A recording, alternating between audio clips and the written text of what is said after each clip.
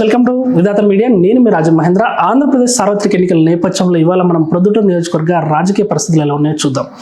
Diamond city of ఏపీగా బంగారానికి మరొక రాజధానిగా పేరుగాంచిన ఈ ప్రాంతంలో కలంకారీ ఫ్యాబ్రిక్స్తో పాటు చేనేత వస్త్ర వ్యాపారం, బంగారం వ్యాపారం కూడా ఎక్కువ జరుగుతుంది. రాజకీయంగాను ప్రొద్దుటూరు కీలక ప్రాంతం. 1952లో ఏర్పడిన ఈ నియోజకవర్గంలో రాజుపాలెం, ప్రొద్దుటూరు మండలాలు ఉన్నాయి. సీనియర్ నేత నంద్యాల వరదరాజు రెడ్డి కాంగ్రెస్, టీడీపీ నుంచి వరుసగా 5 సార్లు విజయం సాధించారు. 1985లో ఎంట్రీ ఇచ్చిన వరదరాజు రెడ్డి 2004 వరకు అప్రతిహత విజయాలు సాధించారు. వైసీపీ నుంచి సిట్టింగ్ ఎమ్మెల్యే రాచమల్ల శివప్రసాద్ రెడ్డికి టికెట్ ఖరారైంది. టీడీపీ నుంచి నంద్యాల వరదరాజు రెడ్డికి టికెట్ ఇచ్చింది. ఈ ప్రాంతంలో టీడీపీకి కూడా బలమైన క్యాడర్ ఉంది. తెలుగుదేశం చివరిసారిగా 2009లో ప్రొద్దుటూరు నుంచి గెలిచింది. ప్రొద్దుటూరు నియోజకవర్గంలో మొత్తం ఓటర్ల సంఖ్య 2,36,730.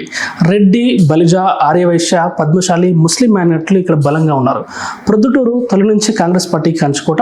ఇక్కడ ఆ పార్టీ 6 సార్లు, టీడీపీ 3 సార్లు, వైసీపీ 2 సార్లు విజయం సాధించాయి. అయితే స్వతంత్ర అభ్యర్థులు సైతం 5 సార్లు ప్రొద్దుటూరు నుంచి గెలుపొందడం విశేషం. సీనియర్ నేత నంద్యాల వరదరాజు రెడ్డి కాంగ్రెస్, టీడీపీ నుంచి వరుసగా 5 సార్లు విజయం సాధించారు. 1985లో ఎంట్రీ ఇచ్చిన వరదరాజు రెడ్డి 2004 వరకు అప్రతిహత విజయాలు సాధించారు. 2019 ఏపీ అసెంబ్లీ ఎన్నికల్లో వైసీపీ అభ్యర్థి రాచమల్లి శివప్రసాద్ రెడ్డికి 1,07,941 ఓట్లు రాగా, టీడీపీ అభ్యర్థి మల్లెల లింగారెడ్డికి 64,793 ఓట్లు పోలయ్యాయి. మొత్తంగా వైసీపీ 45,148 ఓట్ల తేడాతో ఇక్కడ విజయం సాధించింది. వరుసగా 2 సార్లు గెలిచిన వైసీపీ మరోసారి ప్రొద్దుటూరులో జెండా ఎగరవేయాలని భావిస్తోంది. వైసీపీ నుంచి సిట్టింగ్ ఎమ్మెల్యే రాచమల్లి శివప్రసాద్ రెడ్డికి టికెట్ ఖరారుగా, టీడీపీ నుంచి వరదరాజు రెడ్డి పోటీ చేస్తున్నారు. ఈ ప్రాంతంలో ఈ పార్టీకి బలమైన కేడర్ ఉంది.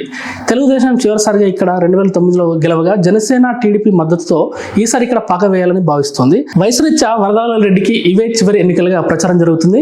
సుదీర్ఘ అనుభవం, 2 సార్లు ఓడిపోయారన్న సానుభూతితో తాను గెలుస్తానని వరదరాజు రెడ్డి ధీమా వ్యక్తం చేస్తున్నారు.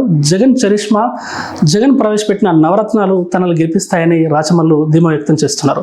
10 ఏళ్లు పవర్లో ఉన్నందున రాచమల్లు మీద కొంత ప్రజా వ్యతిరేకత ఉండడం, భారీ అవినీతి ఆరోపణలు రావడంతో రాచమల్లు ఈ ఎన్నికల్లో ఎదురీత తప్పేలా లేదు. 2 సార్లు ఓడిపోవడంతో పాటు వయసురీత్యా ఇవే చివరి ఎన్నికలని ప్రచారం చేసుకోవడం, టీడీపీ, జనసేన, బీజేపీతో పొత్తు, నియోజకవర్గానికి పెద్ద ఆయన అనే ట్యాగ్ లైన్ ఉండడం వరదరాజు రెడ్డికి ఈ ఎన్నికల్లో కలిసి వచ్చే అంశంలో కనిపిస్తుంది. కాగా టీడీపీలో ఉన్న గ్రూప్ రాజకీయాలు, టికెట్ ఆశించి భంగపడ్డ ఉక్కు ప్రవీణ్ ఈ ఎన్నికల్లో వరదరాజు రెడ్డికి మద్దతు పలుకుతాడా లేదా అనేది చూడాలి. ఉక్కు ప్రవీణ్ మద్దతు పలికితే మాత్రం టీడీపీకి విజయ అవకాశాలు మెరుగుపడే అవకాశం ఉంది.